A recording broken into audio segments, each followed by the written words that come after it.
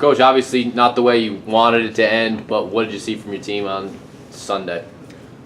You're right, that is not the way we wanted that to end, losing to Colorado Springs there on their field yesterday. But I did see the girls in maroon fight extremely hard under some adversity, and they gave that game all they could. So we walk away with our heads held high, and I'm proud of the effort that they put out, and I know they're proud of themselves. First win in the NCAA tournament since 2009, and then you have a very young team. So what is there going to be looking forward now with what you guys did this season, especially running through with the injuries and stuff like that? Well, I don't think that soccer is that cruel to you 2 years in a row. So if we can stay a little more healthy than we did this year, and we just graduate one kid, and she's a center back, and I think that's where Kadisha plays. So really all we're doing is substituting the best player in the Lone Star Conference into the other 10 that just lost in the round of 32 in the NCAA tournament. So talent-wise, we'll be even better next year than we were this year. So if we can use this as a springboard, and now the girls know what it looks like and what it feels like to go to the NCAA tournament, I think maybe we can go even a little bit further.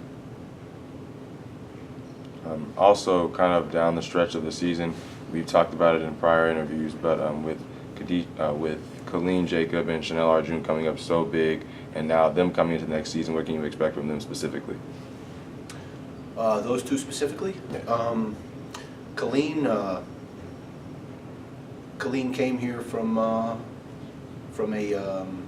NAIA school, and that level is different, and it took her a little while to get acclimated to our game, the physicality and the speed of our game. But I think you noticed once she figured that out, a month and a half into our year, she came on very strong, scored quite a few goals for us, created just all kinds of havoc for our opponents, was the Lone Star Conference tournament MVP. So I think based on some of the other kids we've had in the past from Trinidad and Tobago, it takes them a little while to get acclimated, and then once they do, they just continue to ball the whole time they're here. So that's what I'm hoping and planning for her to do next season.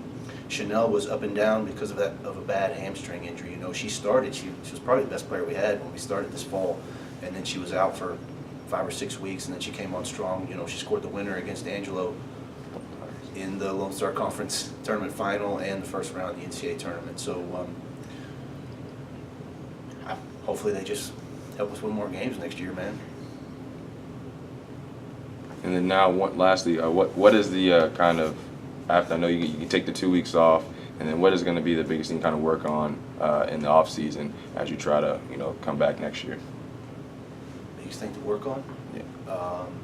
We still have to actually score the massive amount of chances that we create in front of goal. We still leave way too many of those on the field.